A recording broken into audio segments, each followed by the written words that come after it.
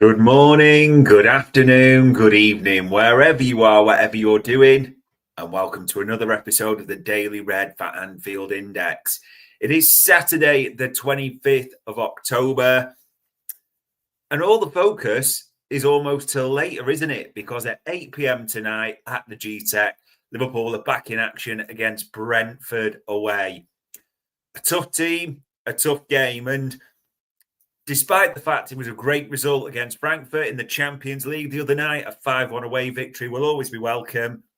It's back to league action, hasn't it? And it's been consecutive defeats there. There is a lot to do, and we're all hoping for a positive result later on. Everyone's mind is drifting that way. But up until then, we'll talk through all the latest LFC news, everything that's going on Liverpool-wise. I'm your host, Dave Davis, coming to you from... It's dry, so I'm not going to undersell it, but it's king cold here in Edinburgh. So fingers crossed, wherever you are in the world, it is a little bit nicer. And throw your comments in. They're always appreciated. Throw your chat in as ever. Nick's buzz there, already thinking about it. He's going 2-1 Liverpool for this one this evening. And also mentions, rooting for Palace, although that's Sunday. And we'll talk about a few other Premier League games. But while we focus on Liverpool, we look at Ever as what's going on, what are the main stories, what are the main headlines. So I take a bit of a scour over Anfield Index, and there's bits on Mo Salah in the lineup and the decision there. That slots embargo comments that we've got to talk about. Virgil van Dijk and that meeting at the same time. Jordan Henderson. There's a few old pals we're meeting tonight, isn't there? At the same time, but there won't be friends during the game. The King talking about his history. Obviously, that movie's out, a must-watch now, isn't it, as well? And even bits about the games. There is a million and one things to talk about right now. Yannick's asking me there, would you play Salah as the right inside forward in our 4-4-2? Yannick, I promise, when we come to the end, I will, of course, talk about what I would do. I don't think it's what Arne Slot will do, but I'll talk about that honestly. So the first bit, for all the articles on screen, you got to start with the King, haven't you? It's literally, I don't know if anyone's seen the movie, and obviously I don't know if HMRC or anyone's watching me here, so I have not seen it. I'll just pretend that, but just say I had. There's some brilliant bits in this movie. Honestly, the documentary or whatever you want to call it, absolutely sensational. And there's some, I almost don't want to give you all the article. I would strongly recommend that you read this. As it says there, I mean, it's the King, a life of loyalty lost and a lasting legacy. Absolutely. And shout out as well to Jonathan Northcroft, who serialized this for the Times. It's a hell of an interview. And there's bits I almost, in a way, I recommend reading it. I don't want to go too much into it, but talk about Hillsborough now. Everything was piling up. Wasn't paying the club the respect by trying to, con his way through, as he was honest about it. Other bits as well about his legacy, taking over from Kevin Keegan and how he, refused to accept he was replacing Kevin Keegan as well. Honestly, there is so much in this one. Stephen, saying that, what a player, what a man Kenny Dalglish is, the King.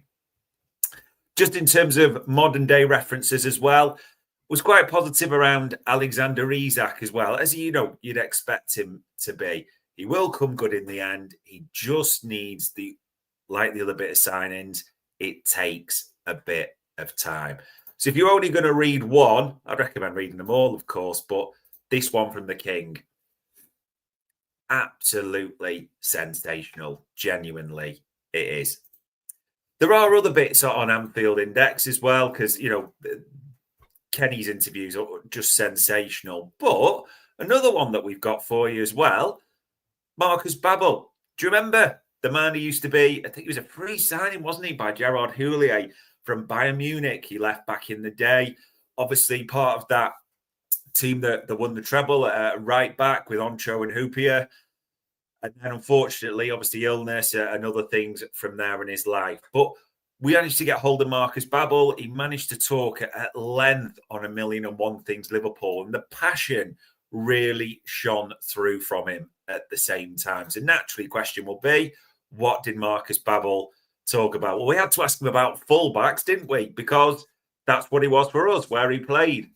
And he said, well, he asked about Kirkes and Frimpong and said they've got so much quality to go forward, but they have to know they aren't wingers, they are fullbacks. The most important thing is to defend better. They're technically good and have lots of speed, but they need to learn to defend. I mean, tactically, oh my God. I don't want to be at all derogatory about, a player who won trophies for Liverpool and is an important part of that treble winning team. I'm not sure I quite agree with those aspects. I mean, if you think of Marcus Babbel, that almost the 4-4-2, the banks that Gerard Houllier set up quite famously, and how solid that defense was. It's a completely different time, a completely different formation to what Arne Slot deploys now. And they're asked to do different things. And also, when he talks about defending, has Milos Kerkez defended that badly? I think the biggest question about Milos Kerkez is the role, how he's been profiled, how progressive he is. Those are the things you've levelled against Milos Kerkez recently. Defending, I wouldn't say so. It's not like any wingers skinned him or gone past him repeatedly. I would a little bit personally, but that is just me.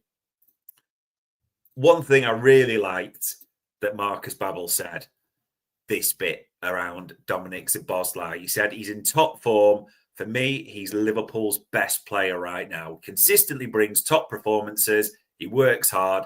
I would have loved to play with him. He is getting his flowers, Dominic Szoboszlai, and quite rightly at the moment, isn't he? He's been sensational this season, whether it's a 10, 8, right back. We've deployed him everywhere, but gone about it so well. And the goal against Arsenal is obviously a standout point. But even the other night, you think about, yes, a goal, an assist as well from the corner, but just in that double pivot, how progressive he was, just making us tick all round. But this season, even when you think against all the way back to Newcastle away as well, just absolutely sensational. And probably, if the season was to end today, I think Marcus Babbel would be right. I would say if the season ended right now, I know we're obviously a few games in, that Dominic Szoboszlai has been Liverpool's best player so far. Like Kenny Dalglish, he also talked as well at the same time around Alexander Isak. So it's understandable that this came up, isn't it? He said, it was a very difficult move. I always have problems. You have a contract with another club and then you don't come anymore because you want to leave. That's not my mentality. That club did a lot for you, so you have to give something back. Of course, you can say you want to go to Liverpool, but you still train and play your football. It's not my style of character. I cross my fingers that he performs for Liverpool, but it could be calmer. Bit harsh, maybe that one for me personally, but that might just be me. I don't know. And I get, if you're an old school player, you probably struggle to think, hold on, how does that work realistically? But, we all hope Alexander Isak comes good. The only other thing that Marcus Babbel said, have a look at this in terms of the title race, the fight, what we're trying to win and how he sees everything. For me, from the beginning, Arsenal are title favourites. I haven't seen a squad like Arsenal in my time, not even Real Madrid. It's 2 A teams. They're the most dangerous team in Europe. I'm struggling with this a bit, people. Arsenal have got a brilliant squad. I am not doubting that for one single second. And, so they should. They spent, £1 billion or whatever it is. Of course they should have a great squad. But 10 games into the season, they're being eulogized or, as this great thing that, and maybe it might work well. What's expected. Excuse me 1 second. Oh dear, touch of the sniffles like everyone else. And, so it might work well in that regard, but I don't know. I kind of like the pressure. I don't know about you, just being levelled on them, but why everyone is eulogizing this side as, I think even Steve McManaman said they were favourites for the Champions League as well. Now, these could be famous last words, but I just don't get why everyone is eulogising so much about them at the moment. It's just, and the fact even Marcus Babbel says, not seen a squad like Arsenal's in my time, not even Real Madrid's. What? Real Madrid's, if we think in Marcus Babbel's era, won it all and literally greats of the game. It is just a little bit strange for me at the moment. It's a great interview. Obviously, a man who did so much for Liverpool. Do I agree with absolutely everything that he said? I'm not quite so sure on that, but well worth a read, well worth a watch. In terms of other news, of course, the embargo bit there for Arne Slot. He broke his silence on Mo Salah and those different bits. So, again, it's one where I don't want to tell you it all, but it's well worth a read around. You know, he talked at length about how he wants him to react a certain way. So, worth reading. I won't give you all the bits from that. But this is the key bit I want to give you. I hope he is never going to take it well, because the moment you take it well, then you miss the fire. My experience is it's quite hard for a player to understand why he's not playing. They all see football through their eyes, and that's a good thing. Yeah, I don't know why so much was made, wasn't it, about his reaction to coming on during the week. It's Mo Salah. Of course, he's not going to be happy to start in. We know the standards he set for himself. We know the standards he's delivered for us time and time again. Of course, he'll have expectations. This is, and we have to be honest, just unfortunately the lowest point we've ever seen for Mo Salah. And there could be, as Arne Slot said, it's difficult to decipher a number of reasons for that. What happened in the summer with Diogo Jota and how that's affected him. What's happening, you know, in terms of it's just not going in the net. Is it for him a bit unlucky at times, but sometimes bad decisions as well? Just a bit of a struggle for Mo Salah on the pitch right now, isn't it? And also people will have clocked, well, hold on, he didn't play against Frankfurt the other night, and look at the result and look at how that worked. Are we going to commit to this 4-4-2 going forward? Could Mo Salah be spending more time on the bench? I'm not so sure about that. I genuinely am not. In a good way, if Mo Salah would just start scoring again, everything goes rosy and these questions disappear. But why he's not, quite rightly, these questions are abound. And that's because of the standard that Mo Salah set. We'll come to the lineup for obviously this Brentford game. I've got my theories on it and what I would do. But I'm pretty certain Mo Salah is going to be playing today. And genuinely, for everything that's going on at the moment, I would love absolutely nothing more than Mo Salah scoring today and slamming it down everyone's throat. So well worth a read, that the sort of the Slot Salah embargo element that came out at 10:30 last night, if you've not seen it already. Other things on Anfield Index, I like this one. Arne Slot talking about, you know, that team meeting that Virgil called, and I think I'm not saying it's become legendary, but look at this for a few lines. What Virgil did and what I did is what you need to do, what all the players did. None of them should accept a loss against United, especially after already losing 3 games. That was something I was not happy about. It would not be good if the voice they were hearing was always me. That is why they hear my assistants too. It's not going to become the stuff of fables or legends, but I think we were all really glad to hear after the United defeat that, you know, there was a meeting called where it wasn't Arne Slot doing it, but the players, you know, being honest and say, you know, we need to look at ourselves a bit, and maybe in the best possible way, some honesty given, opinion shared, a few fingers pointed, but in a healthy manner, because it's just not been acceptable, has it, to lose 4 games in a row at Liverpool Football Club? Full stop, the end. So I'm glad this has happened. I'm glad we saw a response against Frankfurt. I'm glad that we got the result. We scored goals. We created chances. I'm also glad that Arne Slot tried something new, or made a just however you want to phrase it. But it also now, it has to continue. It absolutely has to continue. It can't just be like a one good game in midweek and then it falls apart in the Premier League again.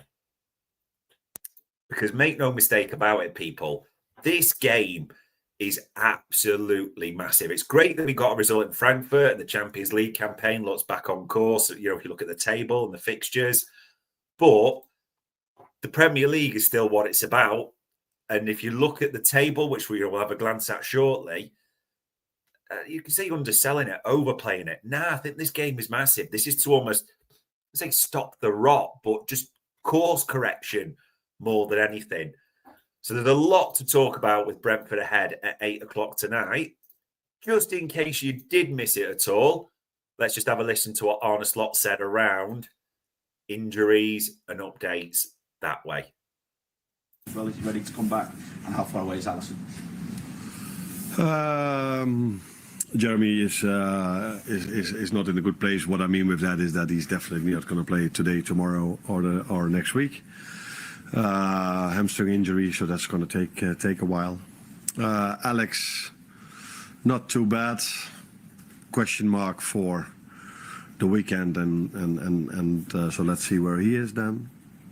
And that's the same to be said about Ryan. He didn't travel with us, so today we are in again. Yeah, yesterday we were in as well, but we had a day to travel. Let's see where he is today. And Alisson is not in the squad tomorrow. So there we go. So you suspect, that Frimpong, 2 hamstrings, not great. So he's out for a while. You've now got Alisson, as we know, out for a while at the same time as well. It sounds more hopeful. I think we expect Gravenberch to be back in the squad. Isak, obviously, you think of his injury record. It sounds like maybe it's not as bad as they thought, which is a positive, but we still got to wait and see, haven't we, a little bit. So, yeah, it's I'm thinking Gravenberch and Isak will be available for today. Now, if you haven't seen it, I actually like the way Liverpool have started doing these articles.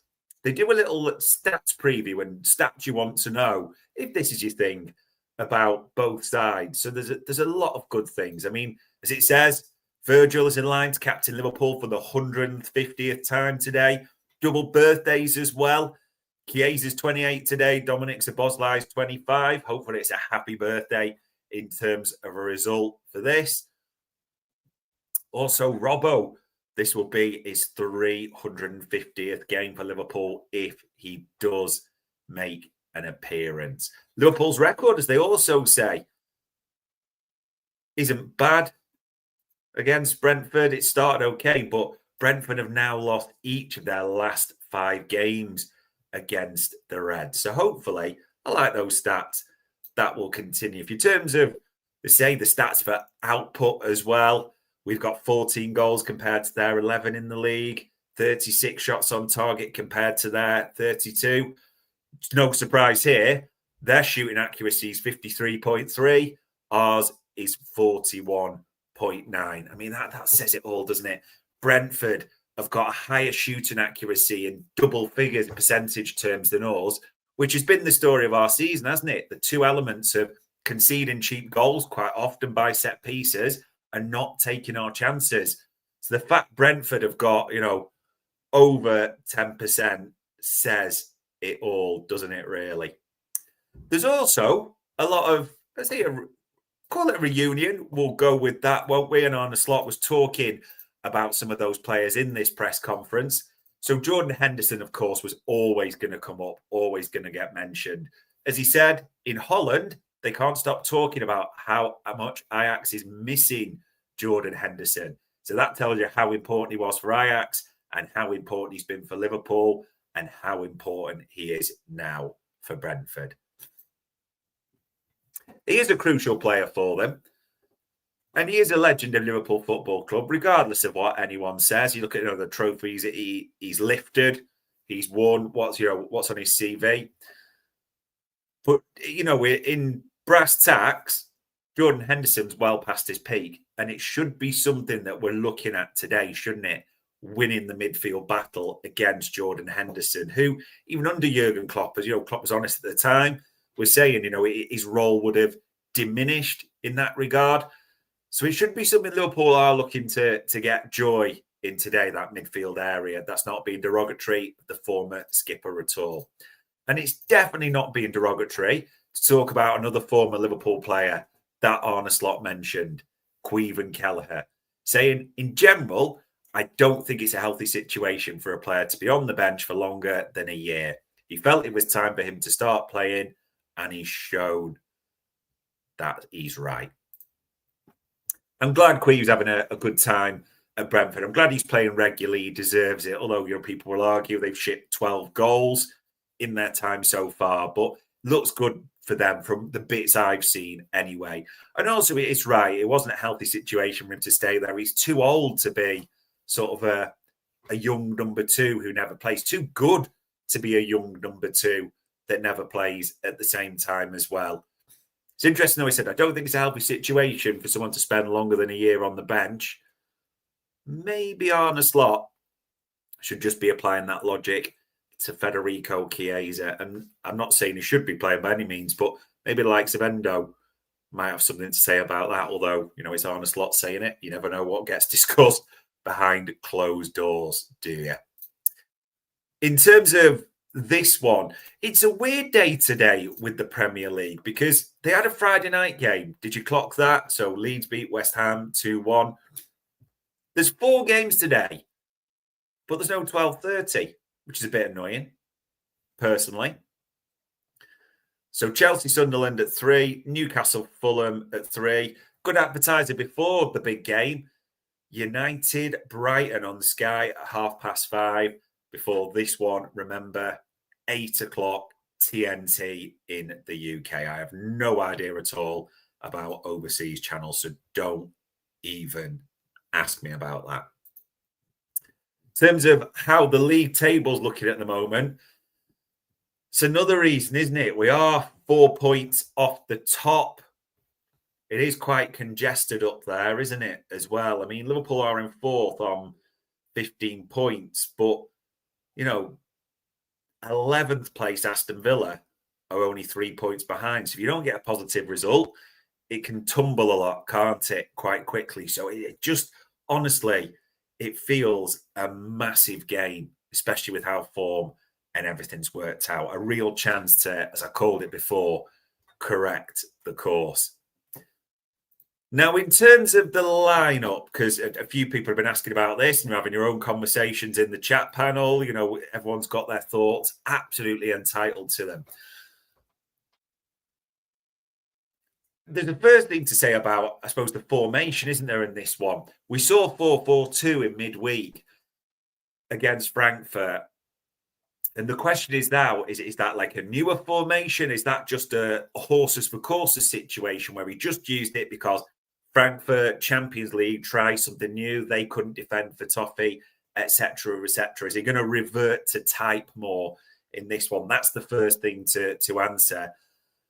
And I do think he is, to be honest. I don't think you're going to see, maybe that's easier to say, a 4-4-2 today, as you saw in midweek. I wouldn't be against that, I have to be honest, because if you're going to try these new formations or try new things, if you're the players, again, as we've talked about, they're going to build relationships, develop that muscle memory. You've got to work at it. So I'm not sure it's helpful to be changing formations every 5 minutes. I get horses for courses and situations. You do need that adaptability, but top teams tend to have the plan a little bit, don't you? Know how they're going to set up. So it's not always a bad thing to have that, but we'll see. So I think you're going to see a more revert to type is how I would describe it, with the 4 at the back, the double pivot, a number 10, 2 wide and 1 in the middle. That is what I think you're going to see today. In terms of the lineup, of course, it's Marmadashvili in goal. The defence, it's going to be Van Dijk and Ibu. Konate obviously came off, didn't he, midweek as well to make sure he was okay for this week. And when I say came off, substituted to make sure he's ready for this. And then it comes down to right backs, the full back situation, which has just been a difficulty all season so far from Liverpool. If Dominic Szoboszlai's not been there, there's the issue over progression, isn't there? I think it's actually quite easy to pick the right back. With Frimpong being out, it's going to be Conor Bradley at right back, isn't it? Left back. There is a case, and people will say, like, how can you drop? And I get this. How can you drop Andy Robertson after this game? He got an assist. And whilst people will say, oh, anyone could have played the ball, it's that vision, it's the progressive nature that he has over Kerkez, and people will make the case for that. However, horses for courses, Frankfurt couldn't defend. Brentford are very well organised, aren't they? And part of the reason why I think Kerkez will come back in for that is his ability to shut down the threat down that side. He also, if you think of how Brentford are going to play, it'll probably be Utara, isn't it? The former Bournemouth man. So we'll have an inside knowledge of how he will work. And I think that'll be one of the things that puts Kerkez ahead of him for this one, that ability to shut down the threat. And I get certain things that people will question. Is he going to be attached at Virgil van Dijk's hip again? Will he be allowed to be almost as progressive as, or further forward, as Robertson was against Frankfurt? I think what could be interesting is if he does what he does against Frankfurt, where Curtis Jones, who's got to be in the pivot for me, almost sometimes drops in between Van Dijk and Kerkez, or the left back. It was Robertson the other night, wasn't it? And that allows then the left back, which would be Kerkez in this scenario, to push on at times. That is what I would like him to do. So there you go. That would be my defence. Yeah. Will he do it? I'm pretty confident that is the back line that he'll pick today. Van Dijk, Ibu, Kerkez on the left, Conor Bradley on the right. And as I said there, Curtis Jones in the double pivot specifically at the same time as well. Which leaves two midfield places. And I get some of you will be saying on this, that McAllister got to stay on the bench, will Gravenberch be fit, etc. What are your thoughts on this? For me, I understand the argument that people will say Jones and Szoboszlai again, keeper, a winning team. They look so progressive in that. I understand that, and I can make a case for that. I really could. If Gravenberch is injured or not fully fit for this one on the bench or out the squad, that is what I would do as well. But all the implications are, you think, that Grav is available. So with that being said, again, Brentford are far different to Frankfurt. I think it will be Jones and Ryan Gravenberch in. Gravenberch for his physicality, for his ability to keep out of tight situations that way as well. Not as progressive as a Szoboszlai in the double pivot, but obviously used to playing a more defensive role, shall we say, as well.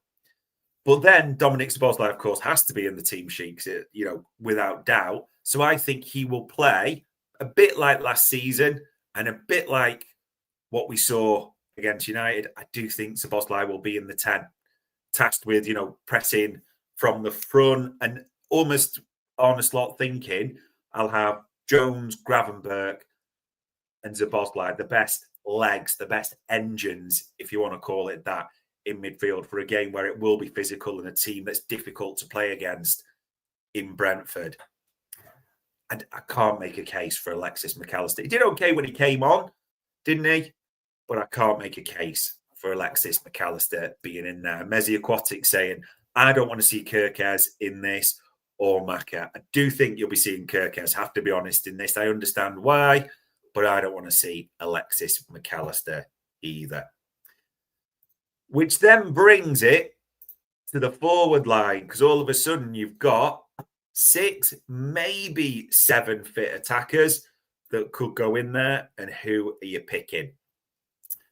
Will people come back in? Will people drop out? Injuries, etc. So for me, Hugo Ekitiké's got to start. How can you not start Hugo Ekitike? Brilliant goal. Been our best attacker this season, hasn't he? So he has to be in this lineup, without doubt. Alexander Isak on the bench because obviously groin, we don't know yet if he's fully fit. We're hoping that he is. Mo Salah will come back in, regardless of what they say. Mo Salah's coming back in. It's set up for him. You've heard what's been discussed in the embargo. He's going to be on the right, which just leaves the left-hand side. Complete transparency from me, I would put Wirtz on the left-hand side. I really would. That is what I would do. In fact, just to be completely transparent, you know I adore Mo Salah. You know he's my favourite player, but he wouldn't be playing in this one for me. If provided these players are fit, if it was my choice, it would be Gravenberch, Jones, Szoboszlai, Wirtz would be on the field, Hugo Ekitike, and Florian. You know, Mo Salah wouldn't be in this one for me, but he is coming back, and I hope obviously he smashes these words back down my throat and scores a great goal. But what I think will happen today is I don't think, as I said, you will see 4-4-2. I do not think you will see the same lineup. I think Mo Salah comes back in on the right, and I think Gakpo will be on the left. That is what my gut's telling me, which if you've probably done a quick bit of totting up, and I don't like saying this at all, I just get the feeling Florian Wirtz is going to be on the bench for this one. I genuinely do, because I mean, K-Max said there, Slot's best mate, Gakpo, will always start. It does seem that, you know, it was Teflon, but regardless of how he plays, Cody Gakpo does seem to start. And in fairness, because you want to give balance in the analysis, has got goals and assists, but it's the all-round play, isn't it? And it's also then the question if Florian Wirtz doesn't start, that's another massive question, isn't it? And Yanis saying there, like, wow, I really don't think Slot drops Wirtz. That would shock me. This is dependent on Ryan Gravenberch being available. As I said, if Ryan Gravenberch is available, I think he goes in with Jones at the double pivot, and Szoboszlai gets pushed forward, and then Gakpo left, Salah right, Ekitike in the middle, if Ryan Gravenberch's fit. If he isn't, I think it will be Szoboszlai and Jones, and Wirtz will play the 10. And that's supposed to say fit. That's if Ryan Gravenberch is on the bench at the same time as well. Not going to wait too long to find out, have we? Just 6 hours or so in that regard. Shame there's not a 12:30, but there is, as we say, a game at 5:30 to enjoy the viewing on. It's massive, this one, people, isn't it? You say, and keep saying that word. Don't give a... It is.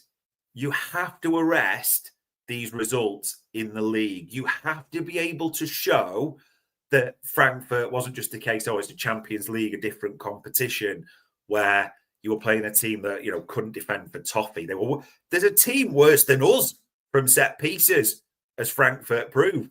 So you've now got to be able to show it. You can do it in a tough away game against a big physical team who will be looking for set pieces, although when me and Bart's analysed it, they don't quite do as many as they used to, but Michael Coyote's long throw as well. That's what they'll be looking for today. You have to prove you can do it now in the Premier League. But again, I just think that 4-4-2, I could be wrong on this, was a one-off, horses for courses game in the Champions League. We'll have to see, eh? In terms of AI content to take you all the way through till the game, absolutely loads done. Absolutely loads coming up at the same time as well. I mean, look at all this in the last 24 hours. You've got David Lynch previewing the Semenyo links, the Brentford game. You've got the Raw Boys who were talking about Frankfurt. You've got the Red Room looking at this one. Also in terms of who should play in the double pivot.